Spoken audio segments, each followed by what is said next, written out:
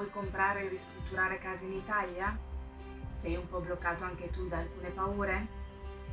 Oggi mi sono fatta una bella chiacchierata con i miei primi clienti stranieri, quelli per cui da semplice interior designer mi sono trasformata in guida per chi vuole affrontare una ristrutturazione. Guida rivolta in maniera particolare agli stranieri, appunto. Perché te lo dico? Perché ho voluto ancora di più capire cosa spinge una persona a comprare una casa in Italia per non trasferirsi. Soprattutto quali paure possono esserci dietro questa scelta. Sulle motivazioni non sto qui a dilungarmi. L'Italia è un paese a dir poco meraviglioso, anche se spesso maltrattato e purtroppo non sempre correttamente valorizzato. Sono francese e amo da morire il mio paese, ma non posso non ammettere che l'Italia è tra i paesi più belli al mondo, da tutti i punti di vista, paesaggistico e culturale, per non parlare del buon cibo e del buon vino. Si chiama bel paese mica per niente, no?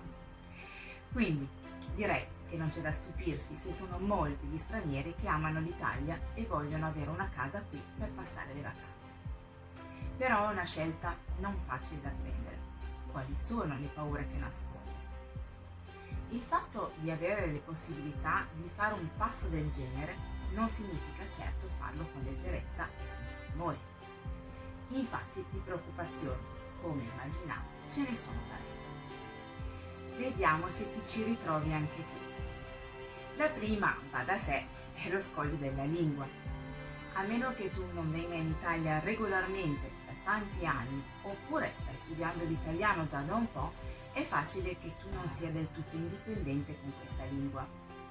E posso capire che non sia propriamente un gioco da ragazzi dover affrontare l'acquisto e poi la ristrutturazione di una casa se con i tuoi interlocutori il dialogo diventa complicato. Finché l'inglese sia bene o male la lingua ufficiale riconosciuta in tutto il mondo, è altrettanto vero che probabilmente tu la sai, ma che qui in Italia incapperai purtroppo in troppe persone che hanno un inglese scolastico e che usano Google Traduttore. Per te questo non è un bene, perché il rischio di grandi incomprensioni è davvero enorme. Io ci ho provato a usare Google Traduttore e ti posso garantire che spesso e volentieri traduce addirittura il contrario di ciò che vorresti dire. Quindi è davvero molto importante assicurarti che chi ti aiuterà abbia, dico un ottimo, ma quantomeno una molta buona conoscenza dell'inglese. Visto che tutto sarà gestito a distanza, essere sicuri di avere una comunicazione chiara è assolutamente indispensabile. Trovare un interprete potrebbe non essere super complicato, ma devi anche essere sicuro che sappia di cosa stiamo parlando, sappia muoversi in questo mondo per essere autonomo di gestire in loco quello che non puoi fare tu da lontano. Se per qualunque cosa ti deve chiedere delucidazioni, diventa complicato, come per parlare con chi la lingua non la conosce quasi. Dico bene? La barriera della lingua non aiuta neanche per la documentazione.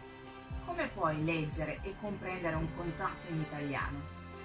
Chi ti assicura che sia davvero equo e che ti dia un minimo di garanzie? Difficilmente ho visto contratti scritti in doppia lingua. E se vuoi prima tradurlo, dovrai farlo tu, con Google Traduttore, oppure pagare qualcuno che te lo traduca. Per la documentazione poi c'è anche il fatto che sicuramente ogni Stato ha le proprie leggi e le proprie burocrazie. Tu sai come funziona qui in Italia? Ti sei informato prima di iniziare questa avventura? Vuoi andare sulla fiducia? Oppure scoprire come funziona e quali costi comporta solo durante? Nel momento in cui scegli il tecnico, geometra o architetto e poi l'impresa, non sarebbe bello che qualcuno ti spiegasse per filo e per segno tutti i passaggi e i relativi costi a cui andrai incontro? E non parlo solo dei costi vivi, dell'acquisto e dei lavori di ristrutturazione, ma anche del notaio, delle pratiche da portare al comune e via così. Non sto qui a elencarti il tutto, non è questa la sede, ma puoi immaginare che ci siano molte incombenze a cui pensare, va bene la fiducia, ma non sarebbe bello avere un'idea almeno generale di cosa verrà fatto? Credimi che se ti dico che sono in pochissimi che si siedono a tavolino con te e ti dicono tutto fin dall'inizio. Perché? Beh, spesso anche perché danno tutto per scontato, ma alcuni anche perché hanno paura di te, che tu possa pensare che questo richieda troppo tempo e che sia troppo caro e magari cercare qualcun. Però qualcuno prima o poi queste cose te le deve dire. Solo che se sai tutto prima potrai avere un'idea ben precisa dell'investimento che ti appresti a fare, sia a livello economico che di tempo che ti puoi preparare. Se lo scopri durante, potrebbe anche essere un bel problema, non ti pare?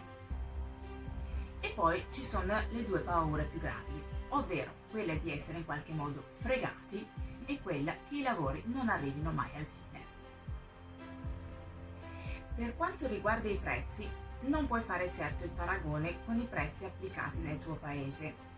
Puoi averne un'idea generica, ma ci sono troppi fattori che influiscono sul prezzo che possono essere diversi da paese a paese. Qui il prezzo che ti propongono è corretto, troppo alto, troppo basso e sì, potrebbe pure esserlo, poi ovviamente ne pagherai in qualità.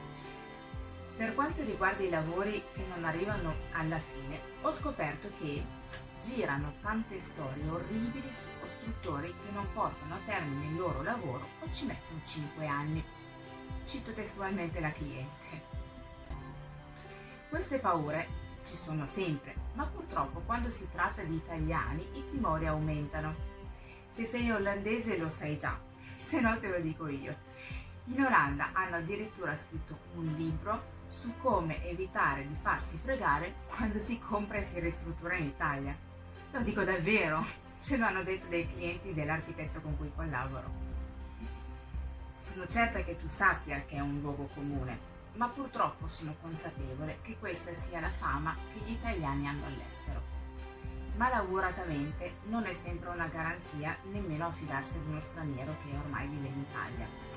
Certo, per quanto riguarda la lingua sarai a posto, ma per tutto il resto? Te lo dico perché questi miei clienti si erano affidati ad uno straniero oramai residente qui, che gli ha promesso che sarebbe stato sempre disponibile per loro, ma poi, una volta venduta la casa e fatto firmare il contratto con un'impresa edile, è letteralmente scomparso, motivo per cui loro poi hanno chiesto aiuto a me. Ti ritrovi in queste paure? Spero solo di non averti spaventato ancora di più. È ovvio che di persone serie ne esistono, solo non è sempre facile trovarle e di persone che hanno dovuto tribolare non poco ce ne sono anche troppe. È per questo che sono qui. Non voglio che altri patiscano quello che hanno patito questi clienti, che sono convinti che senza di me probabilmente non sarebbero ancora arrivati alla fine della ristrutturazione. Se ci pensi, ho consegnato le chiavi ad aprile, eppure ci sentiamo ancora regolarmente e benché il mio lavoro sia finito, se hanno bisogno non ho problemi a dare ancora una mano. Direi che è nata una sorta di amicizia e per me questa è la cosa più bella, perché poi ti arrivano a distanza dei messaggi come questo. Se il contenuto ti è piaciuto, fammelo sapere con un like o un commento. Se questi argomenti ti interessano, iscriviti al mio canale e resta aggiornato.